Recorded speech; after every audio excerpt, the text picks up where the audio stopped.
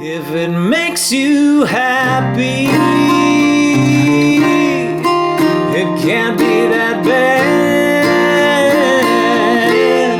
If you see it's all clear, you were meant to be here. I won't let you leave.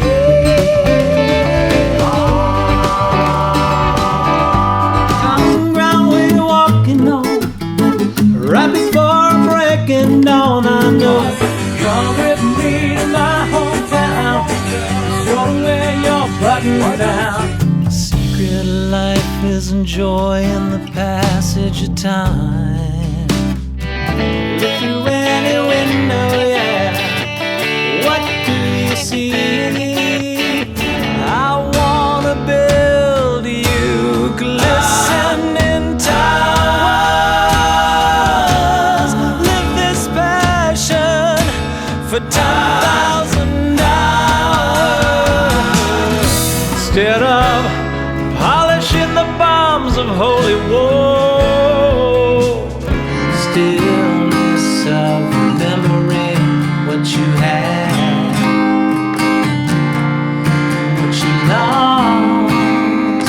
I love coffee, I love tea, I love the Java Jive and he loves me.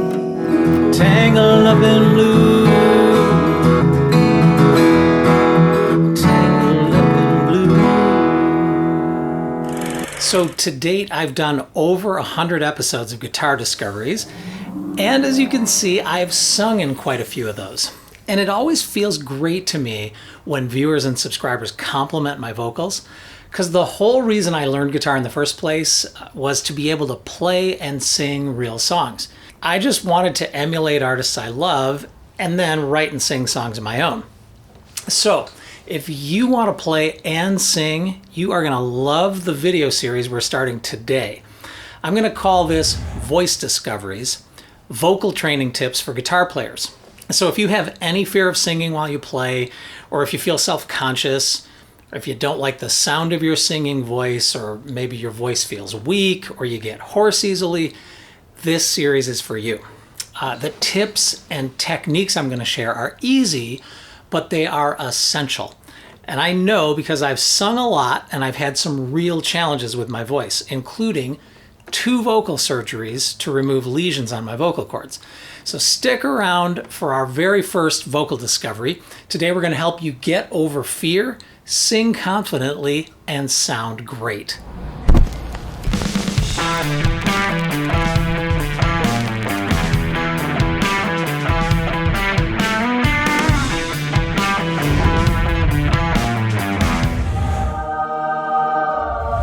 So if you've been playing guitar for a while, but you don't really feel comfortable playing and singing publicly, then I'm here to help you gain confidence starting now, because singing is all about confidence.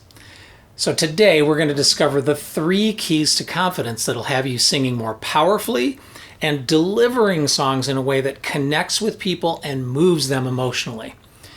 By the way, this is not a gear video. You're not going to need any special equipment to do this. Okay, let's start with a simple fact you probably haven't thought about. A confident singer that lacks accuracy has way more impact than an accurate singer who lacks confidence. In fact, some of the biggest stars of the last 50 years are confident singers who either lack accuracy or don't even care about it. Artists like Bob Dylan, Neil Young, Janis Joplin, Mick Jagger. There are so many more. I mean, unique singers like these prove that you don't need to sing perfectly in tune with proper rhythm or clarity of tone to move listeners. You know, they've grown massive followings, they've sold millions of records. So that is the first key to confident singing. Don't try to be perfect, just be you. Your singing voice is just that, your voice. The world really doesn't need new singers that sound like the same old singers. It needs singers that are unique. You know, they're the ones who really break through. When you consciously try to sing and sound like someone else, that's really just a form of acting. You know, it's not your real voice. But when you let your unique vocal qualities and emotions come through, you're really communicating a truth. You're being authentic instead of fake, and that goes a long way to making people respond to you as a singer. Okay, the second key to confident singing is to erase any old tapes. Of course, I'm not talking about actual old recordings. I'm talking about negative psychological tapes, the mental loops that replay and undermine your confidence. Maybe someone told you you can't sing, or they said they don't like your voice. You're out of tune. You can't keep a beat. I mean, it can hurt just to think about someone saying those kind of mean things, and the effect those little bullying moments can just last for years. Some people are actually silenced from singing all their lives because of something a random person said when they were just a kid. Do you deal with any old tapes like that? You're definitely not alone, but it's up to you to decide what you do with the old tapes. I mean, take Elvis Presley, for example. He got a C- in his 8th grade music class, and his teacher actually told him he had no aptitude for singing.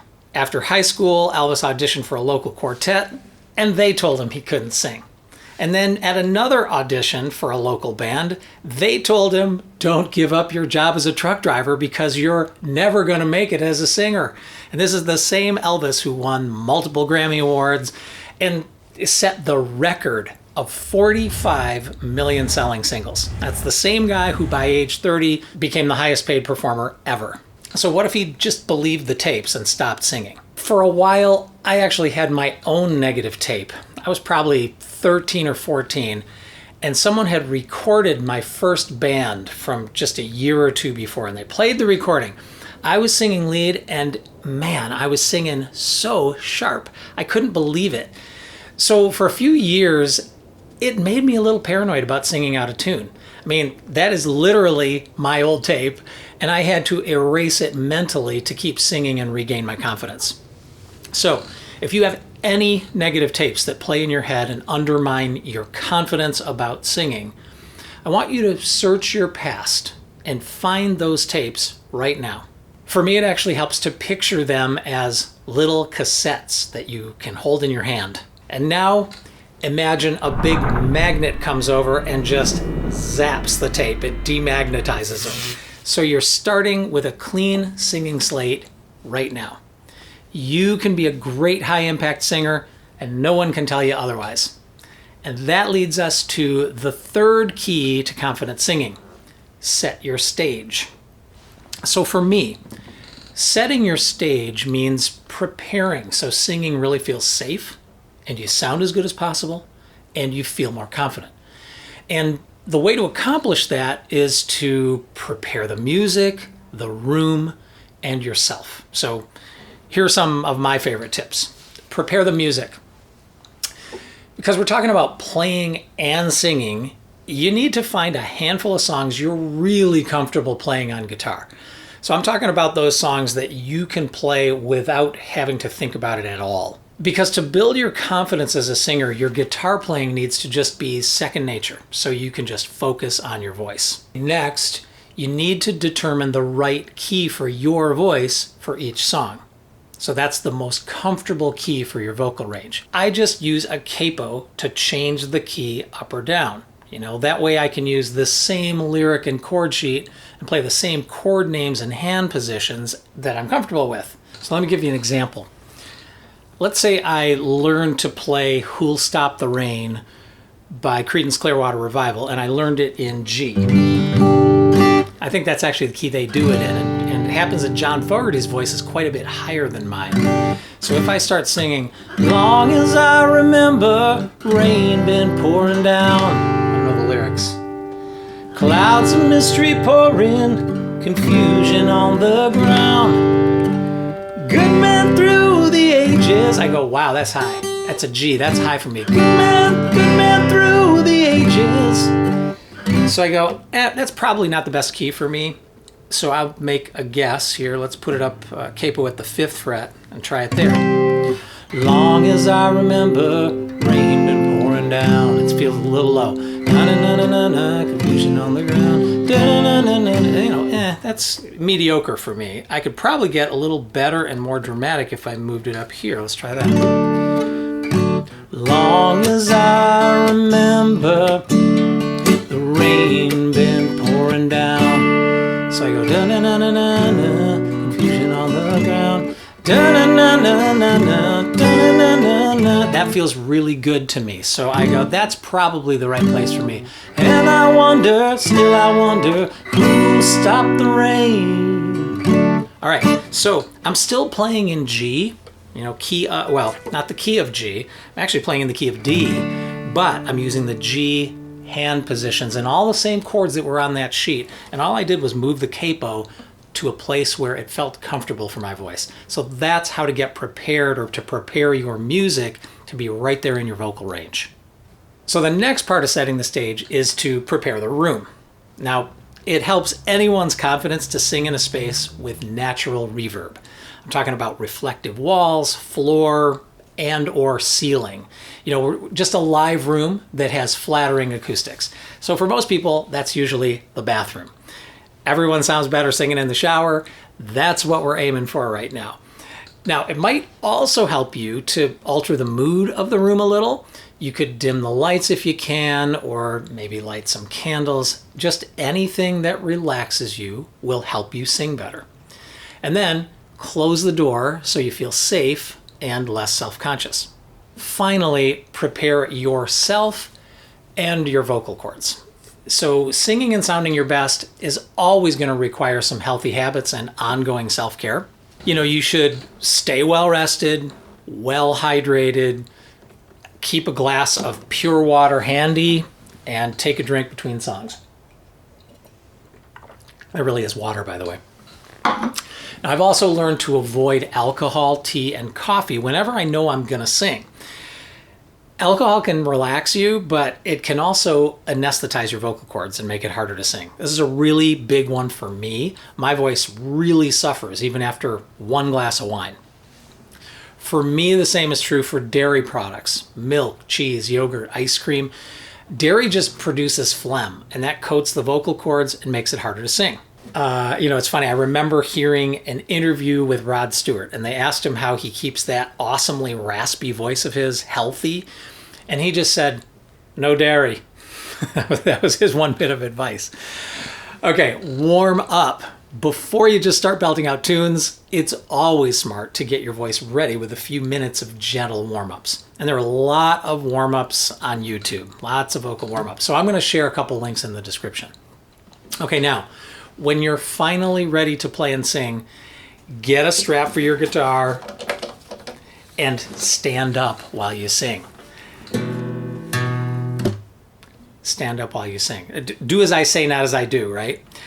Now, I know it kind of goes against our image of folkies sitting on stools in coffee houses, but I can tell you this, standing will make a big difference to your air intake, the movement of your diaphragm, and the air you can push over your vocal cords. Okay, so you've gotten all that done. Now start singing and see how you feel. It's really important to give yourself 2 or 3 songs just to find your groove and get comfortable. All right, hopefully you're feeling it. I really hope so. I do have 2 more tips that can make you even more confident. One is keep the guitar volume down. Play the guitar to accompany your voice, not fight it. So that probably means playing more quietly than normal because you want to give your voice center stage. And that way you're going to really hear what you're singing. Hopefully you'll start to appreciate what's unique about your voice.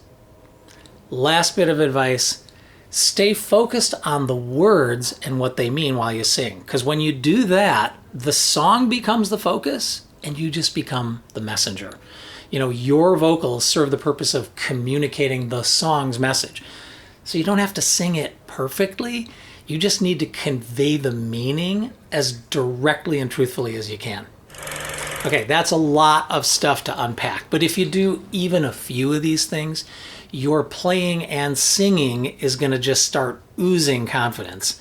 And I'm telling you, watch, and your friends and fellow musicians are going to notice the difference. They're going to wonder what magic pill you took to become such a good singer. All right, that's it for today. Lots more voice discoveries to come. Thanks for being here for the first one. Please visit guitardiscoveries.com for all my videos. They're going to help you play, sing, record, and sound great doing it. Before you go, just take a moment to like the video, subscribe, and hit the bell so you know when new videos come out. Hope you come back next week. We are going to discover how to sing powerfully without getting hoarse or damaging your voice. And that's a lesson I learned after going under the knife twice. So see you then.